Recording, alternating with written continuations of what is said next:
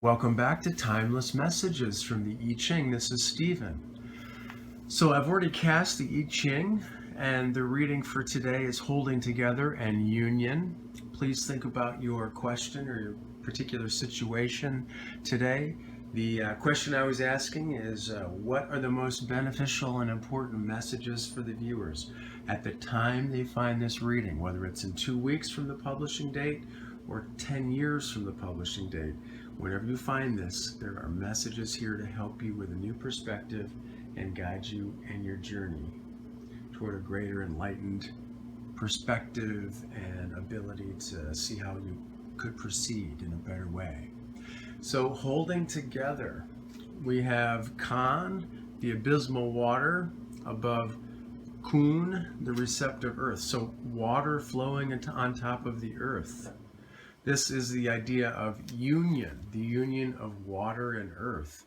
In all union, there has to be the ability to hold together, or else what's the point of having the union in the first place? So perhaps you're thinking about a relationship, you're thinking about a romantic relationship, a business relationship, some sort of interaction with another that requires some sort of question mark or some sort of ability to understand if you are able to function as the center to help this union hold together. Now, not that you'd have to be that person. If you don't feel up to it, you don't have to function as that person. But the question mark here is, are you the person that can focus and become that center to keep things together? The wagon wheel, so to speak, that has spokes that keeps everything moving. So, number 8, holding together, pi. So, waters on the surface of the earth flow together wherever they can, as for example in the ocean, where all the rivers come together. Symbolically, this means holding together and the laws that regulate it. The same idea is suggested by the fact that all the lines of the hexagram except the 5th, the masculine yang line, the place of the ruler, are yielding. All the other lines are feminine, yin. The 1st through 4th and the 6th as well, all yin, feminine lines. The yielding lines hold together because they are influenced by a man of strong will in the leading position, a man who is their center of union. Moreover, this strong and guiding personality in turn holds together with the others, finding in them the complement of his own nature. Now, we're using the pronoun him and he and so forth, but this could be gender, or it could be either gender. It could be a woman too. In this particular context, we're thinking of the yang line being a man and the yin lines being feminine, okay? But this holding together could be accomplished by either gender, a man or a woman. Holding together, the judgment brings good fortune. Inquire of the oracle once again whether you possess sublimity. Sublimity is beauty, goodness, beauty and goodness. Constancy, meaning that are you consistent? And if you're perseverant, if you persevere, then there is no blame. Those who are uncertain gradually join. Whoever comes too late meets with misfortune. What is required is that we unite with others in order that all may complement and aid one another through holding together. But such holding together calls for a central figure around whom other persons may unite. To become a center of influence holding people together is a serious matter and requires great responsibility.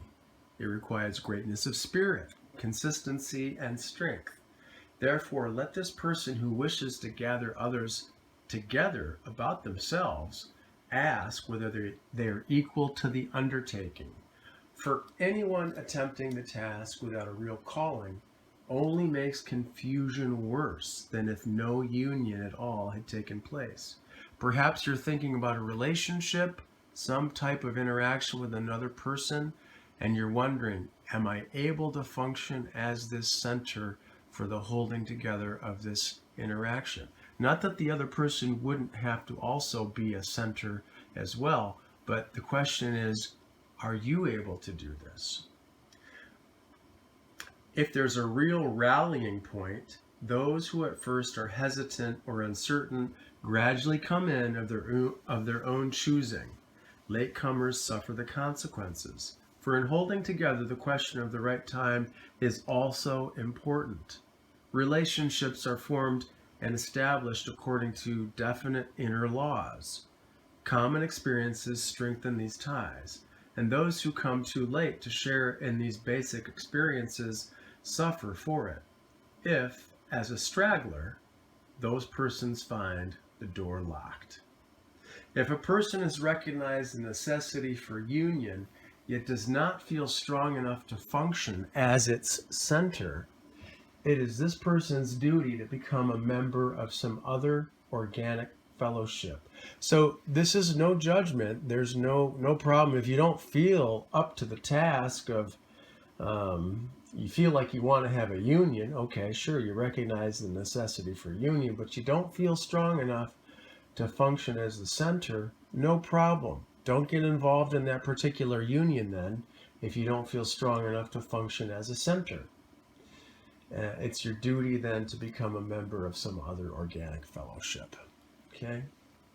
The image on the earth is water, the image of holding together. Thus the kings of old bestowed the different states as estate lands or fiefs. So the kings would give parcels of land and cultivated friendly relations with the feudal lords. These are from long time ago when China had feudal lords and so forth. Water fills up all the empty places on the earth and clings fast to the earth. Social organization of ancient China was based on this principle of the holding together of those who are dependent with the rulers. Now water flows to unite with water because all parts of it are subject to the same laws. So too, human society should hold together through a community of interest that allows each individual to feel him or herself a member of the whole. The central power of a social organization must see to it that every member finds their true interest lies in holding together with this social organization, as was the case in the paternal relationship between king and the vassals in ancient China. So this is really asking a question to you to go within your inner being and to ask yourself, do I feel a need for union? And if so, then do I feel strong enough to function as a center of this union? Because the central power is key to the success of this union. And if you do not feel strong enough to play this centralized part, then it's better if you did not get into this union at all, because it does require responsibility. It requires consistency. It requires perseverance. And it also requires you to possess goodness and beauty, beautiful characteristics. So you have to ask yourself, am I up to this task?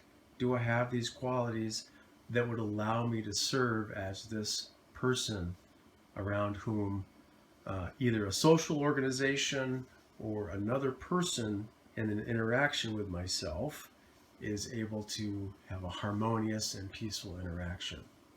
So that is the message for today. That's what I have for you. If you're interested in personal reading, the information is in the description box. And my recommendation is that you listen to this reading at least once or twice again and jot down some of the most important messages about holding together, and listen to the reading and let it work on your subconscious mind and relax and breathe and get in tune with your inner wisdom, your inner light, and allow the contemplative, inner looking, seeing vision to understand new things, new perspectives, and to see how it is that you could proceed in a new way or understand things in a new way about your current situation? Are you able to function as a central character in a process of union or holding together? If so, fantastic. If not, then it's probably wise if you don't try to make that union happen. I hope this helps you. Thanks again for tuning in, and take care.